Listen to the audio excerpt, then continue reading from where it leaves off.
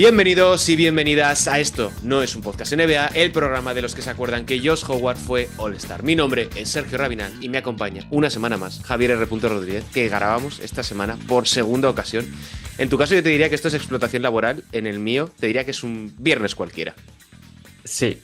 A ver, esto ya... No, a la audiencia no tengo que tardarle las disculpas, pero sí, si no te dices a Sergio un poco más avinagrado normal, es culpa mía, que no le dejé grabar en nuestro horario laboral por unas putas migrañas. Pero ponemos bien, ¿qué tal andas? Bueno, voy yendo, no me puedo quejar, contento. Recomendando a la gente que tenemos... Yo hago más cosas aparte de esto, hago 3 millones de podcasts en Gigantes y uno de ellos es Gigantes Daily y lo podéis escuchar. Y lo segundo, voy a aprovechar este momento para recordarle, lo primero, al que ganó el primer concurso, que era el MC Wolfenstein o algo, que como no respondió, corrimos lista. Y lo segundo, al segundo que ganó el concurso, por el amor de Dios, que responda. Que nos dé sus datos, que es que parece que hayamos hecho una estafa piramidal, porque a los dos les hemos contactado, no les hemos contactado, hemos respondido y hemos mencionado en nuestras redes. Pero chico, si nadie responde, ¿qué vamos a hacer? Te envío ya a ti la guía si quieres, Javi. Queda demostrar de una vez más que no tenemos una audiencia real, sino que es un ejército de bots que hemos pagado para tener Claro. números. Y claro, los bots no van a contestar. Bueno, como los del orden mundial de las elecciones estadounidenses, que no sé si lo viste, que estuvieron en YouTube durante todo el periodo este de elecciones de Estados Unidos y tenían como 4.000 usuarios simultáneos en YouTube y veías un comentario como cada 10 minutos.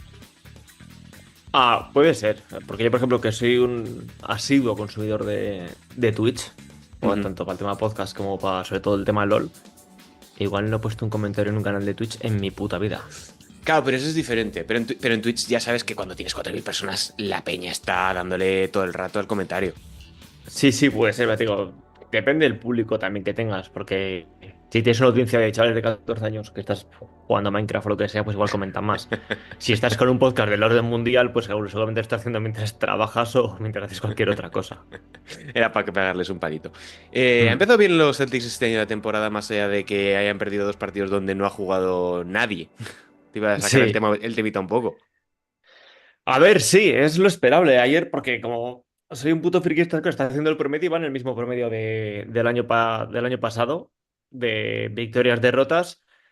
Ha jodido un poco la de Golden State Warriors por el simple hecho de que te han ganado las finales hace un par de años y de que Steve Kerr es un cretino, pero oye, mira, muy contento porque ha aprendido a entrenar. Te lo juro, tengo cierta parte de admiración hacia Steve Kerr ahora mismo, porque un hombre que no pone a Jason Tatum durante los Juegos Olímpicos y que sus excusas son no sé cómo utilizarlo, y la segunda, la rotación es la que es, coge, se planta en el TD Garden y le pone 2 hombres de manera continua a Jason Tatum, que digo, coño, cómo usarlo no, pero cómo frenarlo sí.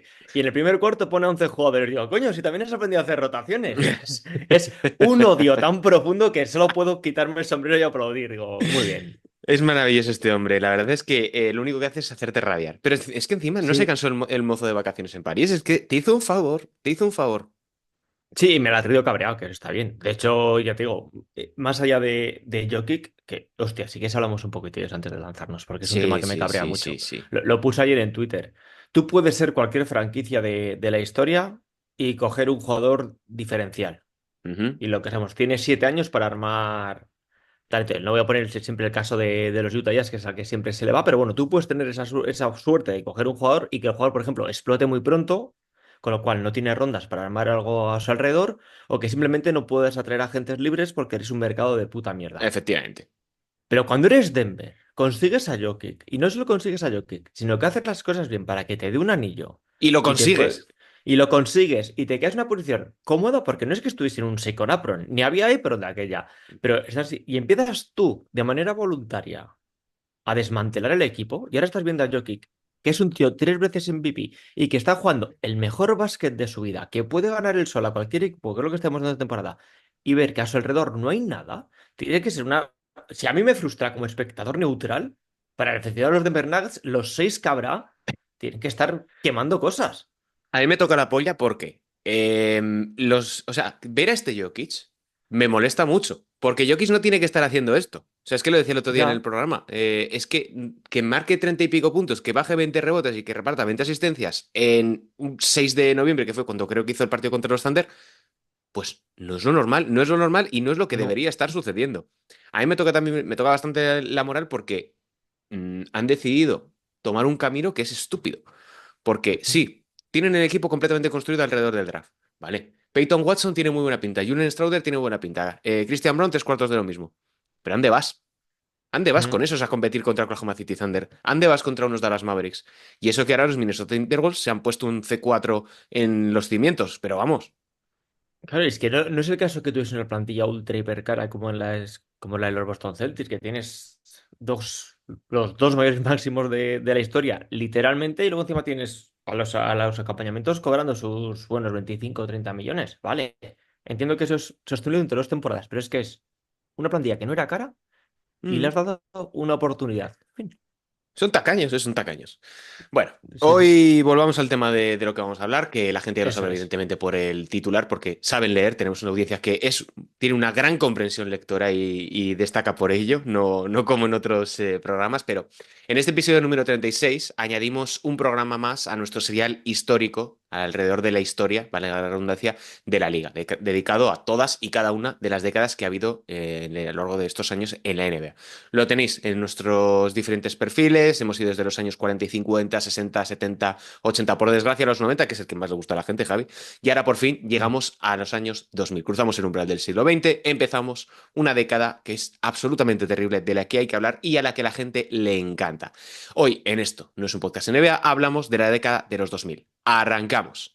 I mean, listen, we talking about practice. Not a game, not a game, not a game. We talking about practice. Did you call bank? I call game. They do have a timeout. Decide not to use it. Curry, way downtown. Bang! Bang! Oh, what a shot from Curry! That happens. Dragic misses the technical foul on Rasheed Wallace. He's gone. Chasing that farewell tour. They don't know you like that. Is that a trick question? You tell me. They gave up Kwame Brown. Who First cares? rounders. Kwame Brown is gone. The organization and everyone else in Boston, you guys will have me back. I plan on re-signing here next year.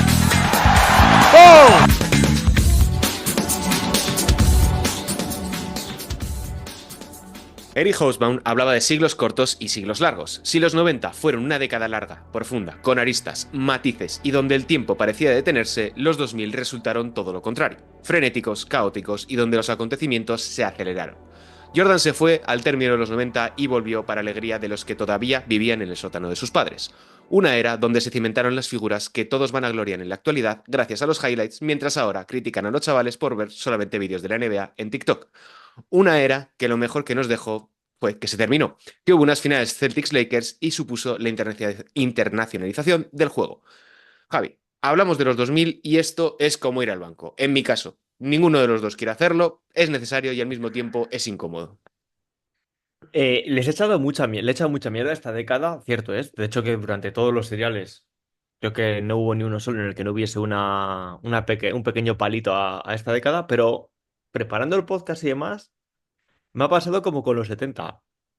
Son décadas de transición, y Ujú. precisamente por ser décadas de transición, son tan bonitas en matices. Una mierda. No, no, sí.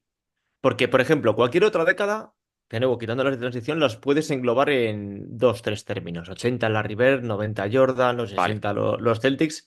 Los 2000 no hay por dónde cojones agarrarla. No, pues no tienes una sola cosa te lo que la compro. defina. Y porque Jordan se va justo antes, LeBron, aunque llega al principio de la década, todo lo que es su eclosión no llega hasta el final de la misma. El juego empieza la década con el juego completamente virado en lo que hemos comentado muchas veces del desastre, el caos provocado por los Pistons y potenciado Sí, por Parrail perdón, sí, y demás. sí, sí, sí. Pero claro, la estadística avanzada no llega hasta el siguiente. Es una época de transición y a mí, por ejemplo, tú como historiador también, son las épocas más jodidas de analizar cualquier época de transición, porque de nuevo no tienes un esquema mental tan riguroso, tan rígido como en otras décadas, pero a veces tan llenas de matices, tan llenas Ujú. de anomalías, de cosas extrañas. Coño, tenemos el peor draft de la historia para comenzar esta década. Tenemos los miles de proyectos del futuro Jordan. Hay tantas cosas aquí que dices, no sé. Una vez que me puse, también la tengo cierto cariño porque es la década en la que me Sí. enamoré de esta liga, Claro, poniéndome, ¿tú en qué año tirándome clichés. ¿En qué año empezaste? No te voy a decir, a ver, porque ver ya sabemos que es una cosa muy difícil cuando empiezas a esto, pero ¿en qué año Mm. empezaste a seguir la NBA? El año no lo sé que es el año de... bueno, creo que es 2004, pero es ¿Sí? el año en el que los Boston Celtics draftean a Tony Allen. Vale, es un añito antes que yo, porque yo empecé en el Mm. 2005. Sí. Porque estaba Ricky Davis, creo que acaban de traspasar a Gary Payton y todo esto, o sea, un buen año. Que me parece interesante y estaba reflexionando mientras lo estabas comentando de que esta década casi te permite analizarlo en trienios, porque tienes del 2000 al 2002, un poquito de Segunda República, del Qué 2000 puto al... asco el sexenio democrático trienio, no sé qué. Joder. Hostia, Bueno, qué pero escalofríos por aquí, tú. sí, sí, sí, sí. Bueno, eso, te permite del 2000 al 2002 tienes al trienio de los Lakers, del 2003 al 2006 tienes el desastre absoluto, que son los Pistons, los Spurs, y ya era apoteosis de Pat Riley ganando el último anillo con Miami Heat, con un equipo de absolutos terroristas.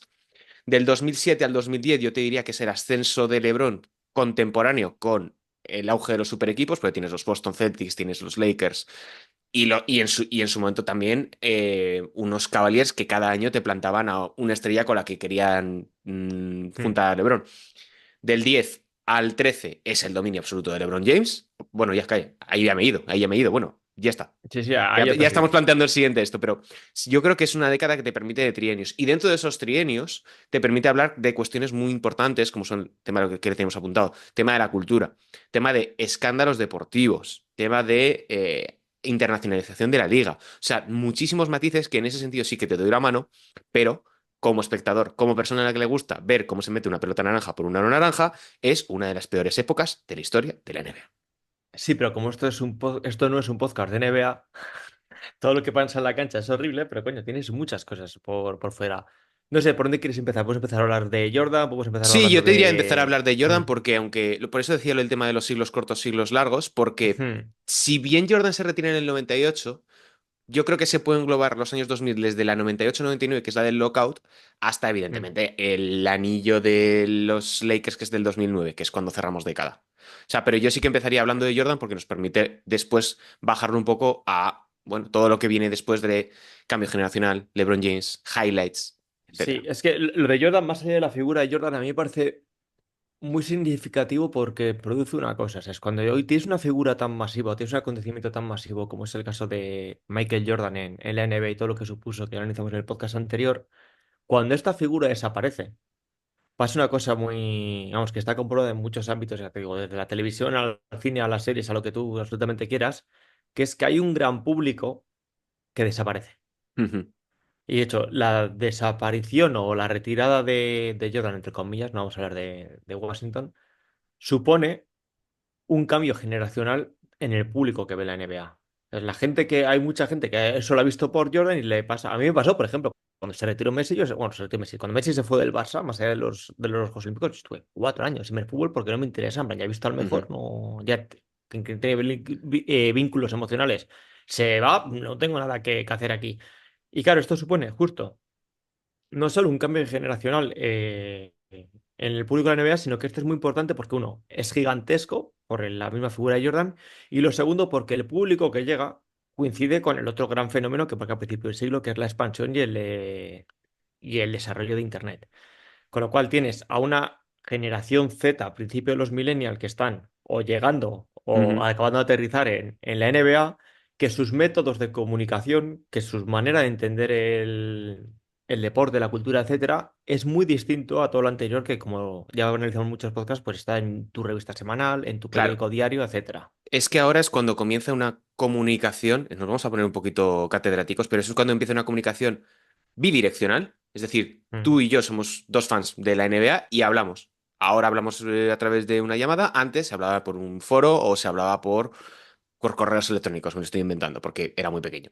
Pero antes tú tenías tus revistas, tu televisión, tú recibías un mensaje, lo asumías y te lo quedabas o lo comentabas con tus redes sociales de verdad, no las de ahora.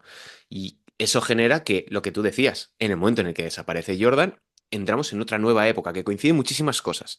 Yo aquí me había apuntado que a todo momento de fin de una hegemonía cultural como fue la de Jordan le viene un vacío existencial tremendo. Y lo que hablabas tú al principio de la introducción, empiezan a surgir los nuevos Jordan. O sea, todos los jugadores que destacan mínimamente y tienen un físico más o menos parecido, miden en 1,98, juegan de puesto de 2, son el nuevo Jordan. Acuérdate, Jerry Stackhouse, bueno, es anterior, Isaiah Minor, no, sí creo que Isaiah Minor, bueno, Isaiah Ryder, perdón. Jugadores como Vince Carter, que también comparte universidad con Michael Jordan, tiene muchísimas referencias muy parecidas, aparecen los Kobe's, aparecen los Steve Francis, o sea, al mismo tiempo que se genera esa búsqueda del nuevo Jordan, aparecen perfiles que también son fruto directo de esa influencia de Michael Jordan, porque Allen Iverson y Steve Francis son dos jugadores que dices, o Stephon Marbury, que dices, han mamado de 10 años de Michael Jordan asumiendo cantidades ingentes de uso ofensivo. Sí, ¿no? Y luego ves a jugadores reconociendo que han moldeado todo su estilo de juego, no en plan de como por mucho que Jordan siempre diga que su referencia era Dr. J y tal cual, pero bueno, él es una especie de jugador adaptando de estudiar sus capacidades, un millón de cosas que hablar. Pero llegas a este perfil de, por ejemplo, Wade y sobre todo el evidente que es Kobe Bryant, que son un 2.0 en cuanto a gestos, en cuanto a dominio técnico, en cuanto a manera de entender el juego. En plan de, no era tan común hasta la época de. Bueno, ahora por desgracia Sí. tampoco lo es tanto.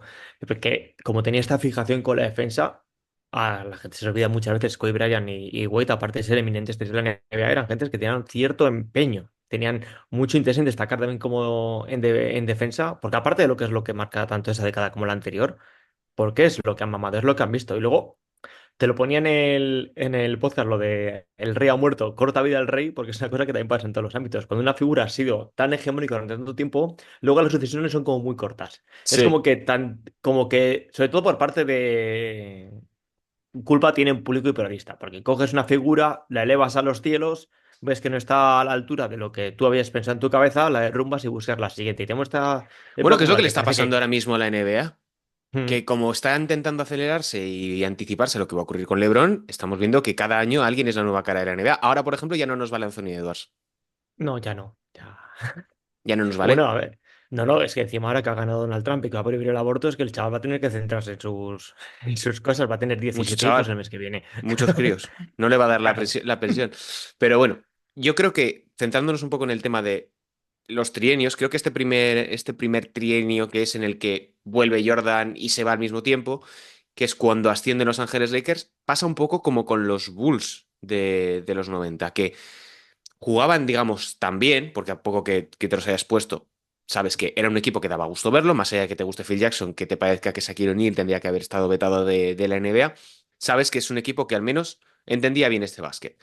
Claro, cuando te vas a conjuntos como los San Antonio Spurs, como los New York Knicks, como los Detroit Pistons que tú decías antes, pues es para echarse a temblar. O los Houston Rockets o los Philadelphia 76ers iba a decir de Allen Iverson y de Kemba Mutombo, en equipos terroríficos. Y aquí solo se salvan de la quema, yo creo que los Sacramento Kings, los New Jersey Nets, que son unos eternos olvidados de este periodo, y evidentemente los Lakers. Sí, encima, es lo que te decía, es que es una época muy, muy rica en matices, porque tienes a Los Ángeles Lakers con el dominio absoluto de Shaquille O'Neal, pero claro, ahí se producen, solo en ese equipo, se dan tres fenómenos que van a marcar muchos ámbitos de la siguiente década, o que son testimonio de lo que pasa hasta ahora. Tienes al último, hasta el momento, luego ya vendrá Wembanyama a decir lo que sea, tienes al último gran gigante al que ha odiado la liga, en el sentido de no puedes hacer absolutamente nada contra Shaquille O'Neal. Por otro lado, tienes a Kobe, que es un personaje que va a marcar junto a Garnett y alguna cosilla más todo el final de, oye, se acabó el llegar directamente desde, Ujú. desde el instituto.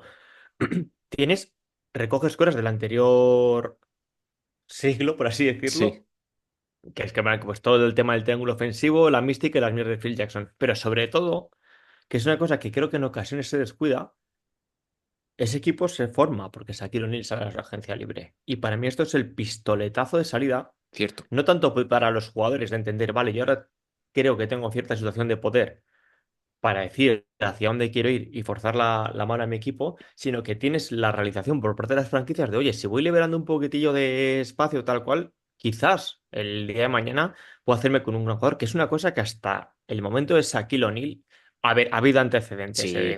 Kareem Abdul-Jabbar no es agente libre, pero fuerza la mano para el traspaso. Tienes el caso de Dominic Wilkins a los Celtics como agente libre, pero está Moses Malone, completamente que es el acabado. primer gran agente libre de la historia, etcétera. Exacto. Pero esto es la primera vez que dices, en plan, yo tengo la potestad para hacer esto y las franquicias dicen, coño, jugadores que antes eran inaccesibles, en plan, nadie soñó nunca jamás los Phoenix Suns. Yo tengo a Barkley porque le drafteo, pero aquí no va a venir Beth, aquí no va a venir Magic, aquí no va a venir no sé quién. Eso se acaba con esta. Y ya te digo, me parece muy paradigmático que justo en este comienzo del siglo se concentren los Lakers. La figura de la gente libre con la figura del se acabó el pasar directamente del instituto a la NBA. Bueno, es que en esta época es el último periodo, si no me equivoco mal, si no me equivoco, perdón, en el que vemos los contratos de 7 años. ¿Tú te acuerdas que, por ejemplo, Pau Gasol firmó un acuerdo con los Grizzlies que le duró hasta la época de los Lakers, que era de 7 añazos? O sea, ni escala Sí. rookie, ni. Bueno, sí, termina la escala rookie, otros 7 años. O sea, te pegas casi 12 con la misma franquicia siempre, salvo que fuertes de traspaso, etcétera. Y hay un punto importante y por lo que a mí personalmente esta década no me gusta, y es la cuestión del juego, porque a mí verdaderamente es lo que más me importa. Me he sacado unos datos para poner un poquito a la gente en contexto, y tú lo ponías porque les estamos espantando y mucha gente está diciendo, no, esta década es la leche porque tiene a Allen Iverson, yo he visto muchos highlights de Jason Williams y es el mejor jugador de la historia. Bueno, He visto los 3. 13 puntos de McGrady en 30 Claro, he visto los 13 segundos. puntos de McGrady. Claro. No me preguntes por el resto del partido, no me preguntes lo aburrido que era ver jugar al resto de los Houston Rockets, pero bueno. 3 de las 10 temporadas con peor ratio ofensivo ocurren en los 2000. 3 de las 10. El resto son o años de lockout o bien años 70, lo cual ahí lo dejamos. Pero 6 de las 10 temporadas de toda la historia de la NBA con el ritmo más bajo son de los años 2000. 6 de las 10 son de los años 2000. Y si quitas el lockout, son 7 de 10. O sea, porque el lockout del 98-99 apenas se juegan 50 partidos, es una temporada Mickey Mouse. Bueno. Y otro dato clave que te traigo. Desde la absorción de la ABA en el año 76-77, el peor dato de acierto en tiros de campo es 43,7, que es el año del lockout. Pero el siguiente es 43,9, que es el año 2004. Este es un momento muy importante en la historia de la NBA, los principios de los años 2000, porque la liga decide tomar cartas en el asunto, decide que esto se va a acabar, que hay que remediar de alguna manera este atrincheramiento del juego que ha producido en los años 90 y la sistematización e interiorización de ciertas prácticas del juego. Y, como ya sabemos, y hablamos de hecho en el anterior episodio, se toman importantes y cruciales cambios, se realizan importantes y cruciales cambios que nos llevan a este escenario que ha potenciado una revolución ofensiva porque se han entendido bien las normas. Sí, es que enlazándolo el juego con lo que decíamos antes del nuevo Jordan, más allá de la admiración, todo este prototipo de jugadores, entre comillas, egoístas, entre comillas, espectaculares, o los 13 puntos de McGrady, son consecuencia directa del juego. Y es consecuencia directa de que el público los admire porque te encuentras una media pista completamente encorsetada, no has descubierto todavía, entre comillas, el potencial del triple, y se estaba virando toda la liga hacia el tiro más ineficiente. Pero claro, es que ese tiro cuando entra es muy bonito. Porque ha tenido cierto trabajo. Cuando entra es bonito. Yo lo siento mucho. Yo he visto Sí, a Jalen sí, sí. Salinger. Cuando entra es bonito. Yo he visto a Jalen Y claro, Salinger. claro. Es el A ejemplo mí de no me la esto. das con queso. Yo he visto a Kerry Exacto. Kyders. Pero quiero digo, no solo es el hecho de que tengas esta admiración por este tipo de jugadores, sino que el juego te está obligando a ello. Tienes que lograr muchas ventajas individuales para poder siquiera acercarte a la pintura. Tienes que ser muy habilidoso y muy rápido para no llevarte una hostia en los dientes. Tienes luego encima que estar compitiendo contra, hagas lo que hagas, sabes que el monstruo final va a ser, pues seguramente uno de los jugadores más inteligentes de la historia, que es Tim Duncan, o seguramente la mayor dominio físico de los 60, que es Shaquille. Es decir, te está forzando el juego a ser ese Sí. tipo de jugador. Te están llevando por ahí. No te vas a poner a. Bueno, a ver, salvo que seas un pionero del juego y un auténtico visionario como Antoine Walker, que algún día se entenderá, no te vas a poner a lanzar triples porque sí. Te lo compro. Y para poner en contexto a la gente, y es importantísimo decirlo, vale. A principios de los años 2000, David Stern toma la decisión de cortar por lo sano, tratar de remediar esta situación a nivel de juego, porque eran conscientes, sabían la realidad de lo que había una vez se fuese Michael Jordan. Sabían que en el momento en que desapareciese Jordan, de que se fuera el gran mito, la liga iba a sufrir era evidente, iba a sufrir una regresión lógica. La cuestión era tratar de salvar el juego. En 1998, la anotación había caído al punto más bajo en 4 décadas, después del ascenso de los años 70, 80, 60, etc. David Stern lo que hace es encargarle a Jerry Colangelo, que era el propietario de los Phoenix Suns, que elija un comité selecto de expertos para revisar las políticas, las reglas de la liga y presentar recomendaciones para hacer cambios importantes en el juego. Colangelo, y esto me lo he destacado de una de las cosas que hice para el libro, creía que el juego se había vuelto demasiado físico y que el exceso de control manual había ralentizado el juego. Y esto os invito mucho a verlo. O sea, está muy bien los highlights de McCready, de Steve Francis, de Vince Carter, pero por favor, poneos un vídeo, que es que les tenéis los partidos enteros en YouTube. Poneos un vídeo porque hay posesiones y posesiones y posesiones completas de jugadores que están 23 segundos con el balón en las manos esperando a un aclarado. Un aclarado osteno. O sea, mucha coña con James Harden, mucha coña con este tipo de jugadores o Trae Young, pero es que son un chiste comparado con lo de principios de los años 2000. O sea, es un chiste. Tú te acuerdas de Paul Pierce, del primer Paul Pierce antes de que llegue Doc Rivers. Eso era escandaloso, era magnífico de ver, pero era un dolor si eras un aficionado.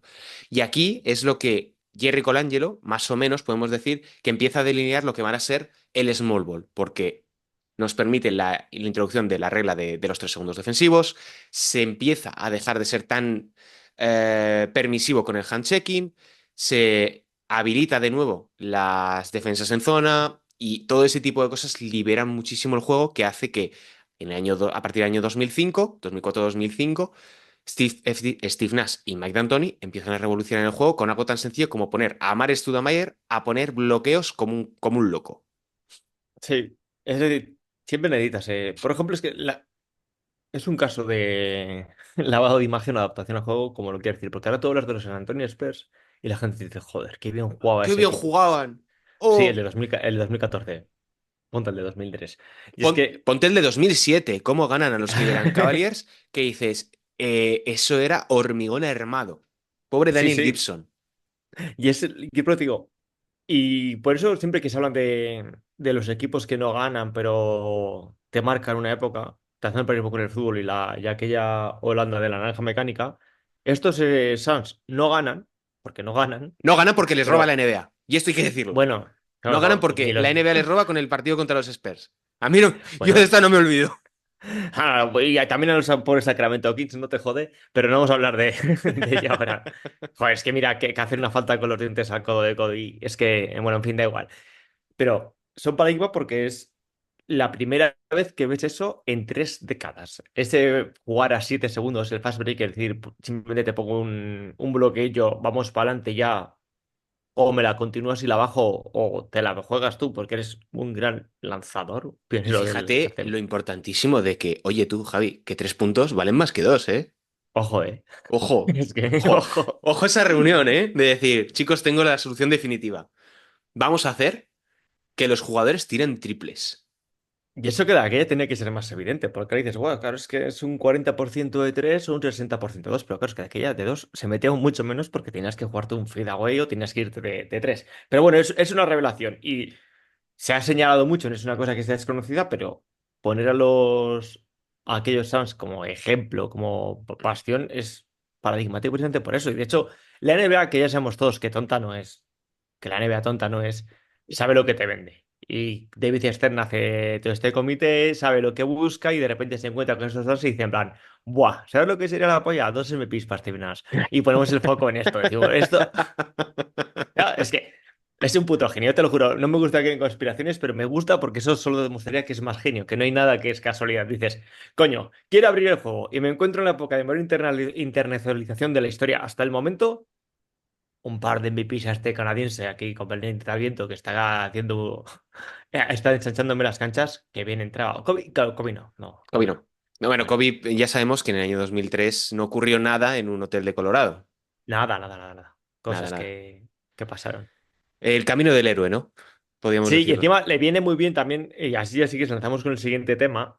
Venga. Porque más allá de esto, la imagen que tiene Steve Nash por todos es es conocida y está muy bien como contraposición de lo que quería combatir David Stern. Porque tiene seguramente la figura con mayor impacto cultural en este siglo, y creo que no me estoy equivocando en nada al decirlo, como es el caso de Allen Iverson, Sí. que es, por un lado, paradigma de todo el juego que estamos hablando anteriormente, de este Hero Ball, de este el equipo soy yo, como el que dice el Estado soy yo, pero a la vez, con su carisma y con sus maneras, no le gustaba mucho a David Stern que llegasen vestidos de cierta manera, que tuviesen ciertas actitudes, y es esta época en la que se dice siempre que las estrellas de la NBA sueñan con ser raperos y los raperos sueñan con ser estrellas de la NBA. Qué maravilla, qué bien lo has metido. Es una figura muy interesante la de Allen Iverson, que más de una ocasión tú y yo creo que lo hemos hablado y yo lo he puesto en algún que otro artículo. Es un jugador cultural. O sea, es un jugador que más allá de lo que hiciese en el juego, estamos hablando de alguien que cambia completamente la manera de entender lo que es todo lo que rodea a la NBA. Genera un movimiento cultural. Cultural o contracultural. Y al mismo tiempo, estamos hablando de un jugador que lo tenía aquí abierto los datos, es el segundo máximo anotador de toda la década, empezando en la temporada 99-2000 y terminando en la 2008-2009. Por debajo, perdón, solamente de un Kobe Bryant. Y teniendo en cuenta que Allen Iverson, desde que sale de los Sixers, bueno, desde que su segunda temporada en Denver Nuggets, es un desastre. O sea, es un desastre y se pierden muchísimos partidos ya después del año 2004-2005, que es cuando empieza a tener problemas las lesiones en los tobillos. O sea, mete más puntos que Nowitzki, mete más puntos que Paul Pierce, que Kevin Garnett, que Vince Carter, que McGrady, que Ray Allen, que Antoine Jamison. O sea, estamos hablando de un jugador que además de ser un factor cultural y que obliga a un cambio de normas en la liga, con el cambio de vestimenta, con la obligatoriedad de cierto patrón de conducta, además era bueno de cojones. O sea, porque Allen Iverson No, era muy no. bueno, pero no era el tipo de bueno que queríamos. Claro, no era Stephen Curry. O sea, no era Exacto. la imagen, no era una imagen amigable y vendible. Encima es lo que estamos hablando. Te encuentras con un problema de se te ha ido Jordan, las audiencias bajan, el juego es poco atrayente y encima tienes el miedo por este racismo inherente a cualquier gran corporación de que el público que vayas a traer es de joder. Es que me están trayendo público del rap, es que están aquí camisetas de Tupac, pistolas, esto no es divertido. Yo quiero ser una liga family friendly. Que vengan Claro, aquí es que esto es lo al que... estadio, que vengan familias, que sea un público agradable y no quiero, encima, mentalmente no querían establecer esa relación entre cultura del rap y NBA. Que luego es un absurdo, porque ves cómo las dos han sido luego Ya, componentes ahora hegemónicos de lo la peor es cultura que, del es siglo que XX. Claro, esto es porque... increíble del capitalismo, porque ahora lo reivindican. No, no, porque el oral hip hop vamos, rap está presente en absolutamente todo estilo musical, está presente en absolutamente cualquier elemento de la cultura. Es la música cultura hegemónica del siglo XXI. Y con razón, pero bueno, la NBA, con sus prejuicios y con sus cosas, tratan de alejarse lo más posible de ahí. Luego también es paradigma de una cosa que es que, salvo que te llames Isaiah Thomas o midas 2 metros como medía Magic, un base como mejor jugador del equipo no va a ganar un anillo hasta que no llegue Stephen Curry. Y de aquellas formas lo tuvo que ganar para que se le reconociese. Una de estas cosas importantes de lo que estamos hablando, relacionado bastante con el tema de Allen Iverson, yo lo he titulado aquí El Palace y la dictadura Stern. ¿Por qué? Sabemos que en noviembre de... ¿Noviembre? Pues noviembre creo, del año 2004, ahora me bailan un poco las fechas, Ron Artest se china de sobremanera y decide cruzar una barrera que solamente estaba permitido para los países de Europa del Este y algunos lugares de Inglaterra, y decide liarse a golpes contra el ilustrado y el respetable del Palace de Auburn Hills de Detroit, dejando una de las estampas más reprochables y al mismo tiempo más graciosas. Si lo miras con perspectiva, yo lo veo y me echo unas cuantas Es risas. Se me gracioso ocurre, de cojones. es muy gracioso, ¿vale? Ron Artest es una figura que, la verdad, habría que tratarla en algún programa porque tiene muchísima profundidad como figura, pero eso genera un cambio brutal y un giro de guión en la gestión de la NBA porque ahí toma el mando David Stern, ahí decide imponer unas sanciones increíbles. Ríete tú de lo de Yamorán, ríete tú de lo que hizo con Gilbert Arenas, pero estamos hablando de un control de daños necesario, de un problema que trasciende los límites de la propia NBA y donde ya entran pues cosas que acaban en los juzgados por agresión y porque prácticamente Ron Artest podía haberse cargado a quien hubiese tenido por delante. Si hubiese tenido a Mike Tyson, se lo hubiera llevado.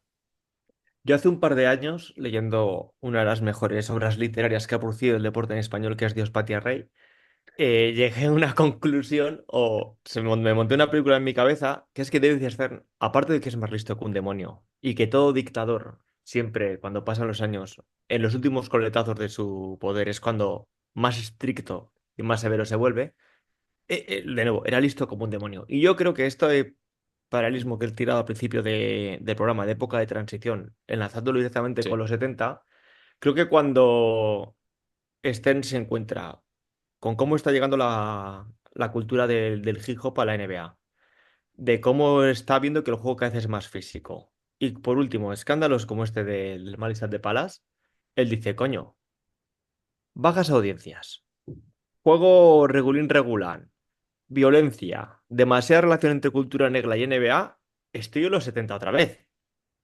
Yo no quiero otra vez estar en los Estoy a 70. nada de la droga. Claro, no voy a acabar, es el siguiente paso, no me queda, aunque bueno, no sé si escuchaste el otro día el podcast del amigo Jeff T, pero A dijo alguna ver, tampoco cosa, nos vamos a llevar las manos a la cabeza con que los jugadores le dan a la mandanga. sí, pero bueno, y claro, él que es utilizado como un demonio, yo creo que él en su cabeza, porque aparte es parte de sus pesadillas, porque es cuando él llega a la NBA, hace literalmente todo lo que está en su mano para evitar eso, para evitar esa relación y para frenarlo. Y como todo lo que tiene en su mano es toda la puta liga, Claro. porque en los 2000 es cuando es el rey del mundo, es cuando definitivamente esa liga que cogió hecha a Es pedazos. que, perdona Javi que te interrumpa, pero Sí. es que lo que consiguen tras el lockout del año 99 es una paz tremenda como Sí. no ha vivido la NBA en términos de negocio, en términos de tal, porque los jugadores están muertos a nivel de negociación colectiva, los dueños están a la cabeza del mundo porque tienen un límite salarial, que es un límite salarial de verdad, no como lo que había ocurrido anteriormente, y tenía todo pacificado. El problema es que se le salen las ovejas del esto. Claro, es que y luego, sobre todo, la parte económica, que es lo importante.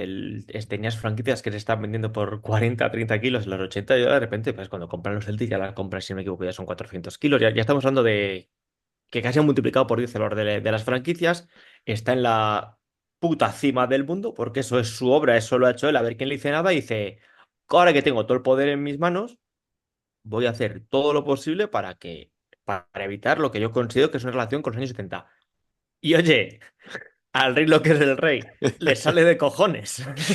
Y es Porque luego que... encima, porque Sí. esto se habla muy poco, pero leí hace años un artículo muy interesante sobre el tema, que por mucho que sea una decisión casposa, solo posible en la mente de un anciano, que es el hecho de decir, poner un código de vestimenta, y que los jugadores reaccionaron de manera feroz en contra, porque hubo declaraciones fuertes, y encima, con razón para los jugadores, ha pasado el tiempo, y es que hasta la puta razón la tenía Stern, porque luego la gente que no es tonta dice, coño, si la entrada al vestuario se puede convertir de repente en un desfile de moda, Ya vamos a está. convertir a los jugadores de la NBA en putos iconos. De hecho, ves llegando a acuerdos con marcas, acuerdos Claro. hacen el imperio de los putos cascos, estos que son más malos que el Los veneno, los beats. bits, Sí. se fundamenta en en el pasillo de la NBA. Y dices, bueno, pues de nuevo, pues vale, Stern, ten razón siempre, haz lo que te salga de los cojones. ¿Qué quieres que Tenía haga? razón hasta cuando decidió morirse, ¿no?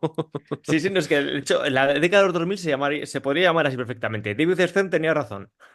Bueno, otro de los puntos importantes, mira, sobre el tema de la internalización, que es un poco relacionado con lo que estás diciendo. Se ha hablado muchísimo a lo largo de estos últimos años. Es un tema tan manido que a mí personalmente me aburre. Ya sé que Dirk Nowitzki era muy bueno, ya sé que Blade Divac era buenísimo de narices. O sea, ya está. Ya sé que Pau Gasol inventó el baloncesto. No había baloncesto antes de Pau Gasol. Pero hay una parte de la internalización que se pasa muy por encima, que es cómo la NBA remata su relación con China. Porque parece una chorrada. O sea, el hecho de que, bueno, pues viene Yao Ming y es el mejor jugador del draft y lo ponemos aquí y oye, mira, pues hay muchos chinos que les interesa el baloncesto. No, no, no. O sea, esta relación de la NBA con China viene de muchísimo más atrás. Viene de los años 80, evidentemente, de David Stern, de relaciones internacionales con el gobierno chino, incluso antes del periodo de Larry O'Brien, con los Washington, con los Baltimore Ballet. No sé si estaban en Washington o eran en Baltimore, creo que ya estaban en Washington, pero bueno, da igual. Al caso, este es un periodo en el que se asienta la internalización de la liga a nivel mercantil. Es decir, es cuando se abre a mercados completamente nuevos, pero no ya de, pues ahora te pueden ver en Mongolia o te pueden ver en Turkmenistán, sino que ahora realmente hay inversores de todas partes del mundo. Es cuando aparecen los Prokhorov, es cuando aparecen los inversores chinos de verdad, cuando empiezas a ver que hay una fluidez de capital a todos los niveles dentro de la NBA. Y ojo, que parece que es fantástico ver que te entra el dinero de China y tal. Ojo que en Estados Unidos que te entre o que tengas acuerdos muy serios con el Partido Comunista Chino no está tan bien visto. Y la NBA tuvo que soportar una cantidad de críticas bastante importantes y tragar unos muy buenos sapos para elevar el negocio a unas cantidades ingentes, que es lo que permite el acuerdo televisivo de 2007, el acuerdo televisivo posterior de después del lockout, o sea, es decir, momentos que explican que ahora mismo estemos donde estamos y la recesión que se va a venir en la NBA. Sí, de hecho, por la parte de los jugadores, me parece, aparte porque se ha hablado mucho, comprarse el libro de Gonzalo, que es una Ya está, enciclopedia sí, de invasión o esto. Sí, victoria, ya está. va a ser Ya está. victoria. No voy a hacer ni siquiera el esfuerzo de enumerar o dar mis opiniones. Leed a Gonzalo y ya está. Que Tomar por de culo. nuevo, si el resumen de la década de Red Dead tenía razón, el resumen de este podcast es leed a Esto es Gonzalo. esto es un hipervínculo en el capítulo que aparece en azul en Wikipedia, invasión o victoria, ya está. Check. Sí. Pero claro, más aparte desde el punto de vista de la pasta, tienes el punto de vista de que el otro gran orgullo o la gran herramienta de propaganda de la NBA que tuvo en sus manos, que fue el equipo de Estados Unidos, el equipo olímpico, se le empieza a caer el juguete. Porque claro, si estamos trayendo a los jugadores internacionales a la NBA, es porque igual también son buenos por ahí. Y nosotros estamos aquí justamente asumidos en el baloncesto más egoísta que se ha visto desde hace 40 años. Eso se va a trasladar al Team USA. Y encima tienes jugadores, tienes un mal juego, tienes jugadores muy pagadores de sí mismo, tienes a gente que ya directamente suda de ir al equipo olímpico, y no hablemos ya de mundiales, mientras que fuera está viendo un germen de absolutamente todo lo contrario. Tienes los mismos esquemas, valores, estilo de juego tradicionales, pero tienes jugadores que Es la te crisis de pueden la dar la cara. socialdemocracia, Javier. Que sí. Es que, puta, con el muro de Berlín se nos fue todo a tomar por culo. Y aquí, de nuevo, el señor dice: la internacionalización ha sido divertida, pero vamos a sentar las bases que esto no está guay. Y de nuevo, es lo que hemos dicho siempre, jugadores extranjeros ha habido prácticamente siempre de manera continua hacia 20 años. Esta Sí, es la porque se primera olvida vez mucho que Canadá también es un país extranjero dentro de claro, Estados Unidos. ¿no? Países- Y has tenido casos más o menos testimoniales, pues, Fernando Martín a Petro, pues ahí tienes un Sí, espectro, o a Cuco tienes un espectro de todo lo que quieras, lleva habiendo 20 años jugadores en la NBA. La primera vez es que estos jugadores están ganando MVPs. Estos jugadores están siendo estrellas de equipos ganadores. O sea, no, exacto. claro, tienes a el segundo mejor equipo de la década, o el mejor para quien quiera, que son los Spurs, tienes una gran presencia internacional. Y es cuando de repente muchos equipos, porque los Spurs son punto de inicio de todo esto que hablamos de internacionalización, no solo por la apuesta que hacen, sino porque los equipos se pueden dar cuenta de, coño, igual es interesante tener un scouting en Europa. Igual es interesante porque, coño, estos con una ronda de 30 y pico y una ronda de 40 no sé cuántos han sacado dos tíos que es, hostia, putos Hall of Famers han ganado 4 anillos. Y es cuando dices, ese punto de los Spurs cuando te sirve para decir, vale, ahora de repente tienes un campus de chavales sub-16 en Europa en Ujú. la que hay 3 scouts en la NBA. Digo, pues aparte, chapo a los Spurs que lo vieron antes que nadie. Mira, sobre esto solamente te voy a añadir que el mejor ejemplo de todo esto son los Toronto Raptors, porque el éxito se lo llevan los San Antonio Spurs, pero son un equipo, por ejemplo, los Raptors de mediados de los 2000 que tienen Rason Esterovic, José Manuel Calderón, Rocco Lenny Jukic, Pape Sou, Jorge Garbajosa, Anthony Parker, que no es europeo, pero se pega media vida en Europa. Es decir, esa conexión con Beno Udrich, que me acaba de venir a la mente. Esa conexión con el otro lado del mundo es muy importante, aunque luego no tuvieran éxito, porque con esos jugadores Sí, no pero puedes claro, llegar a mucho más. pero es decir, por el caso de los Spurs no solo es paradigmático por eso, sino por el hecho de quién era ese mejor jugador americano de ese equipo. Claro, es que Tim Duncan no es estadounidense porque es de Claro, Islas no es Vírgenes. estadounidense. ¿Quién es el mejor jugador estadounidense de los Spurs? ¿El Pues cuarto de la plantilla? Nassar Mohamed Joder. o yo qué sé, Bruce Bowen, o sea, es que Claro, encima esa era la realidad. el mejor en mi opinión que es Bowen, encima es un puto cerdo, con lo que la imagen está bastante dañada. Es decir, tienes un equipo que te ha ganado título literalmente año sí, año no, durante el último lustro, y dices, pues hostia, pero es que el mejor jugador estadounidense que tienen estos es el cuarto de la rotación. Aquí está pasando algo. Por Mira, ejemplo, que para mí el caso de los sí. Spurs es en la punta de la lanza de todo eso. No hemos hablado apenas del tema y quiero cerrar con esto, que es así un poco caótico el episodio, como fueron los años 2000, porque ocurren demasiadas cosas. Necesitaríamos, yo creo que realmente 2 episodios para poder tratar todo en profundidad y poder explicar. Uno para el juego, otro para el mercado y otro para el impacto cultural. Sería Exacto, así. o sea, es muy complicado. Recomiendo que compréis mi libro porque ahí lo resumo muy bien. Y si no, el de Gonzalo, que ya con esas dos, con ese pack, ya está todo. Pero os dejáis unos buenos, creo que 20 el mío y 30 el de Gonzalo, unos 50 A ver, ya pavardos. que estamos en de Quique, que al hablar de Novitsky Es puedes verdad, es hablar de la verdad, década es verdad, entera. es Estamos aquí verdad. dejando a Quique de lado. Estamos dejando ¿Alguien aquí más ha que sacado era. un libro? ¿Quién más? Venga, que lo metemos.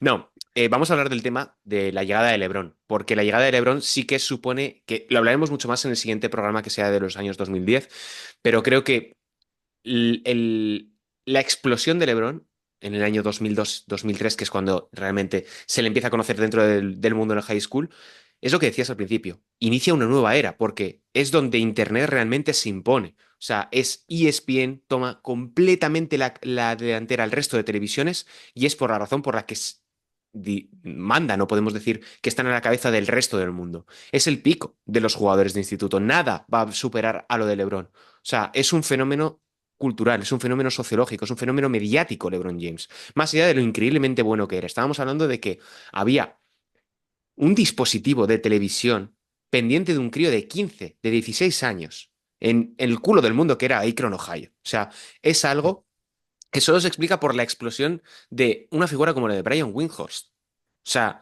de alguien que trabaja en un periódico local y acaba siendo una de las figuras más importantes a nivel de periodismo dentro de Estados Unidos. Nos guste más, nos guste menos. Ha acabado evolucionando muy bien Brian Windhorst en ese sentido. Chapó. Pero es un momento en el que LeBron trastoca completamente todos los presupuestos que teníamos respecto a lo que debía ser un prospect. Y a partir de ahí, todo se mide en base a LeBrones. LeBron James lo resume todo lo que hemos hablado. Me gusta que hayas sacado el podcast con ello, pero lo que ha sido una decisión inteligentísima por tu parte y de nuevo resume porque tú vives de esto. Porque todo lo que hemos hablado se puede resumir en LeBron. Hemos empezado el podcast diciendo que la NBA está buscando al nuevo Jordan, encubrando a figuras que quizás no lo merecían, que nunca van a estar a la altura, y llega LeBron James y pasa todo lo contrario.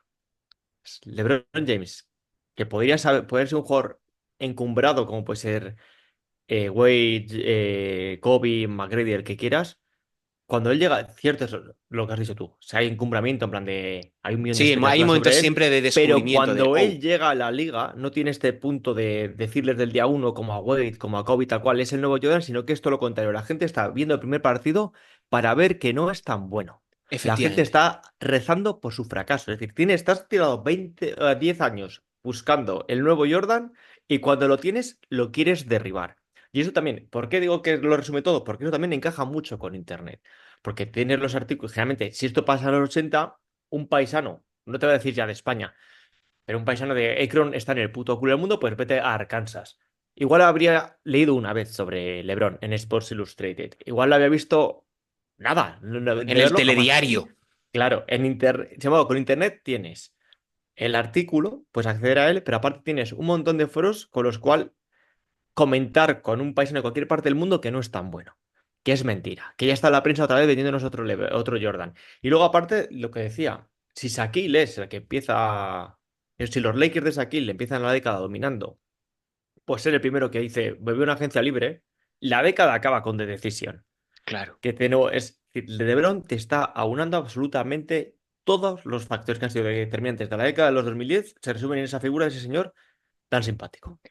Un LeBron James que me parece muy interesante y me gustaría cerrar con esto, que inaugura una década un periodo horroroso que es o lo odias o lo amas. Porque Michael Jordan te podía gustar más o te podía gustar menos, pero tú te rendías a la evidencia de que era un tipo único. Igual que Magic, igual que Larry Bird, si tenías más o menos prejuicios raciales respecto a cada uno de ellos.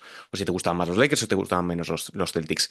Con LeBron ocurre, y esto lo cuenta muy bien Gonzalo en el libro último, el de Viaje al Centro de la NBA, un odio visceral, un odio absolutamente irracional hacia un jugador que lo que has dicho, no había abierto la boca. O sea, ahora nos podemos decir, LeBron es un pesado, LeBron cada vez que Sí, pero habla... incluso eso, tío, incluso eso es complementario a la figura de Jordan, porque la figura de Jordan es de más a menos, te hablo de imagen pública, empieza Ujú. con el I wanna be like Mike y luego de repente acabas con todo echándole mierda, mientras que el caso de LeBron es completamente opuesto. Empieza menospreciándole a nivel como jugador de no va a llegar a tanto, metiéndole mierda en plan de, tiene un hammer, igual es que está recibiendo pasta, esto no se puede hacer, jiji, jaja.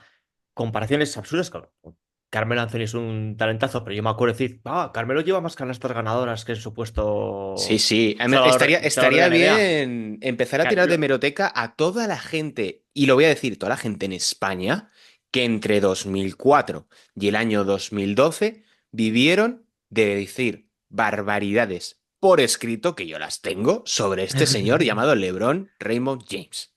Y luego digo, En periódicos acá- nacionales, en revistas nacionales y en televisiones nacionales. acaba el punto más bajo de su carrera, justo cuando acaba la década, que es cuando toma la decisión, porque es en plan de, "Ves, no ha podido ganar solo, como Jordan tal cual", y luego al revés que en el caso de Jordan, es en la segunda mitad de su carrera, cuando ya la imagen se salva, porque la Jordan fue el primero de, vale, esto es lo mejor que hemos visto en nuestra puta vida, esto es magnífico, mientras que LeBron tuvo que luchar con toda esa imagen de esto no es tan bueno, esto no es tan bueno, esto no es tan bueno, y llegamos al punto de que el jugador con más expectativas de la historia, de cualquier deporte, nunca ha aparecido en nadie que se le pongan tantas expectativas sobre sus espaldas y la supera. Es que no es solo eso, Jordan llega a sus primeras finales, creo que es con 27 años, que es en el año 91. LeBron James lleva a cuatro cantantes de tuna, a unas finales con 22 años en el peor este de la historia de la NBA. Pero se tumba a los Pistons, tumba a los Celtics, puede ser, lo estoy diciendo de Bueno, a memoria. los Celtics les tumbó una lesión. No, te estoy hablando del año 2007. No, sí. No, perdón, a los Wizards. No. Los Celtics en el 2007 eran el peor equipo de la NBA. Sí, es verdad. No. A los Wizards, a los New Jersey Nets, que ojo con esos Nets, que venían de hacer muy buenas temporadas, y a los Pistons, que eran el equipo de referencia en esa conferencia este. Y evidentemente les barren los San Antonio Spurs, que eran cemento armado. Pero estamos hablando de un tipo que con 22 años, con Daniel Gibson, con Larry Hughes, con jugadores que nadie recuerda. Circunas Ilgauskas, ese sí, evidentemente, pero estamos hablando de un tipo que la historia le ha permitido disfrutar del reconocimiento que merece, pero que entre el año 2003 y el año 2012 era un auténtico apestado. No, Y parece eso te lo cuento extraño decirlo. No. Yo como parte activa de ese apestamiento, porque yo todo lo que pude en foros y en comentarios de marca que pude colaboré. Esto que estás diciendo tú que ahora es evidente. De decir, hostia, que ha cogido a sus primos y a dos perros que había en el pueblo y le ha ganado a los Pistons que acaban de ser campeones hace un par de temporadas, que se han planificado en las finales de la NBA. Eso que es a todas luces meritorio. Yo con 17 años y con mi hijo, la inmensa mayoría de internet, lo vimos como una demostración más de que este tío no podía. ¿Pero cuántas finales ha perdido Jordan? ¿Tú ves a Jordan perdiendo unas finales? ¿Tú le ves a Jordan perdiendo unas finales? Ni de puta coña. O sea, tú ves a Shaquille perdiendo unas finales. ¿De qué estamos hablando? Chico, que no. Y Larry Bird las perdían entre ellos. Pero este matado, ¿contra quién ha empatado? Entonces, ¿qué me estás contando? Pues no sé, pues igual contra el mejor equipo de la década, contra el mejor jugador de su posición de la puta década, contra el mejor entrenador de la historia, y él está con dos colegas. Pues eso es lo que ha perdido. ¿Es meritorio o no? ¿Qué cojones? Estoy flipado. Ese era el discurso. Nos quedamos con esto, nos quedamos con este cierre de episodio.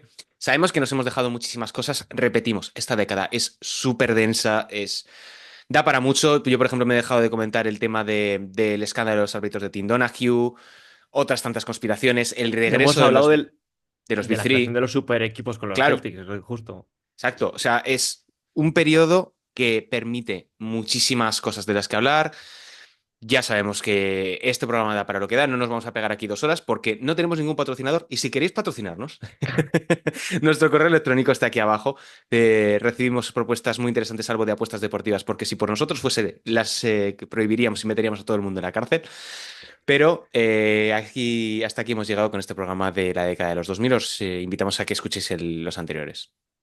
Bueno, perdón, porque no me puedo creer que haya acabado la década sin decir esto. Los Boston Celtics de 2008 es la dinastía prohibida, porque de no ser por eso de Kevin Garnett habrían ganado 3 anillos seguidos. Ya está. Muchas gracias, Sergio, por tu tiempo. Un placer a todos los que nos escuchan y un abrazo. No tienes vergüenza.